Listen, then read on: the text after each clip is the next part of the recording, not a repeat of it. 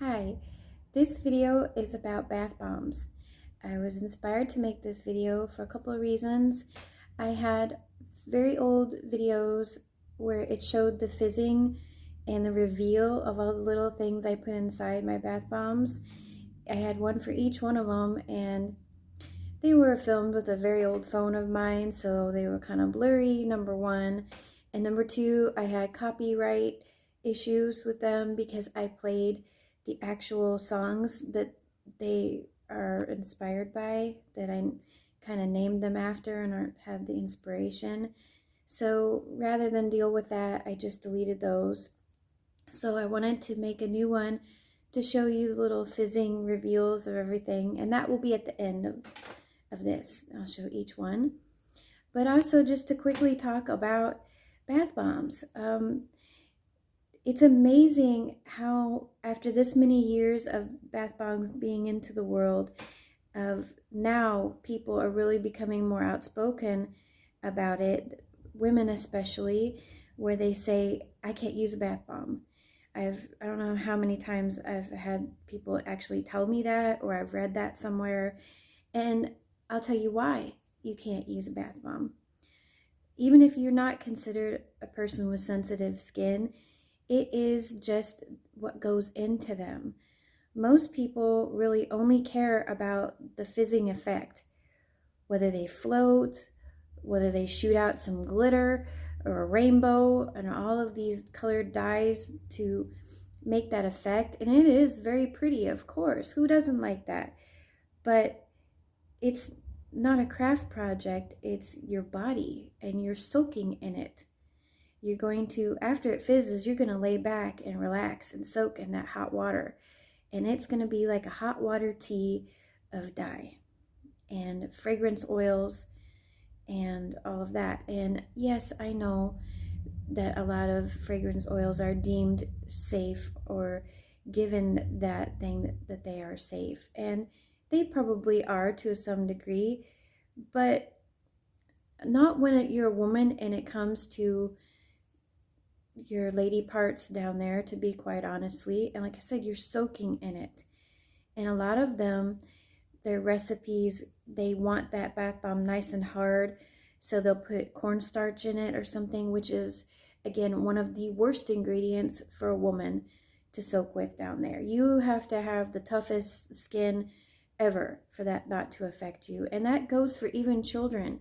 Like when you have a daughter and you let her have a bath bomb, it's common to even have these kinds of things happen even in little girls. And I've had ladies tell me, oh, I've tried to take baths with those and I get a yeast infection or I get a horrible rash reaction to it. And I completely understand. I've actually had craft shows where I have given away bath bombs for free for ladies to try them, just to show them a difference of that. And I'm not trying to preach. I'm not trying to say mine are better than anyone else's.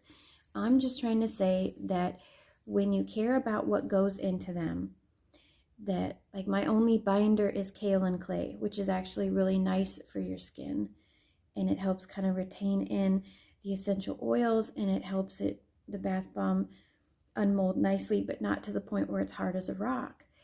And the only oils I put in are not actually oils, but butters, cocoa butter and shea butter, both really high quality. I buy unrefined, so it hasn't been processed and bleached to make it white, to pull out all of the nutritious effects of how it can help you. When you get the refined, they take all of that out. So it's not, they take out everything that actually helps you. So I really care about what goes into them. And up until the point that I made them, I had never seen anyone use natural colorants to color them or to paint with them like a mica. So that was a challenge for me to learn what works in them and what doesn't. So that will be the next part. After this, I will show you some of the natural colorants and how I use them. I will link a couple other of my older videos in here too, where I can go into more detail about things, of why I do things a certain way and what colorants I use and why. This is just a quick intro to that. I was inspired again by a new customer of mine who's been a longtime friend on Instagram and a fellow Romani lady. And she made me feel so good at Christmas time. The only thing she wanted to buy herself was some of my stuff, some of my bath bombs. And she didn't know I actually made bath bombs because I don't really post it that much. And she was like, couldn't wait to try. And she said, I haven't used one, haven't been able to use one in 7 years because of the reactions that she gets to them. And she loved them so much. It just was like one of the biggest joys of my Christmas this year was the wonderful heartfelt message that she sent to me of how she had her first nice hot soak in so long and came out of her bath feeling soft and not dry and itchy. Again, like a lot of bath bombs, you come out of there drier than you went in because of what's in there. Like I said, they care about what's called the show. That's literally the moment that the bath bomb hits the water is called the show of what it does, whether it spins and floats and all of these things. And I don't care about the show. I care about you and your skin. I care about you coming out of a bath on a cold winter's day feeling soft and feeling good and having the best soak that you've had in a long time. I care about helping you after you've been in the garden for hours and you're really sunburned or itchy or something, and it just soothing you right down to your bones, your soul. That's what I care about. I still think they put on a good show, as in they bubble nicely, and you see all the rich butters bubble up to the top to coat your skin, and that's, I feel like, all you need. And then I put little gifts inside too, so that it makes it more exciting if you can't wait till your little gift comes out. But the bath bomb shouldn't be about the excitement. It should be about how it makes you feel. It should be about caring about what you're gonna put down the drain, because where do you think all those dyes and stuff go? They go into the water supply, which gets filtered out and sent back out to rivers, lakes, oceans. And the sea creatures don't need your dye. They don't. I'm, again, not trying to pass judgment at all. I really am not, because I see the beauty in everything that everybody creates. It's wonderful to create things. It's wonderful to think about people enjoying something. But when you make a choice of what you want to buy, make a choice of that, of thinking about your skin instead of what you're going to actually be sitting and soaking in like a hot tea for however long that you sit in the bathtub. So let's get into the rest of here, where I'll show you the colorants, and then I'll show you the reveals of all the bath bombs of the videos that I had taken down.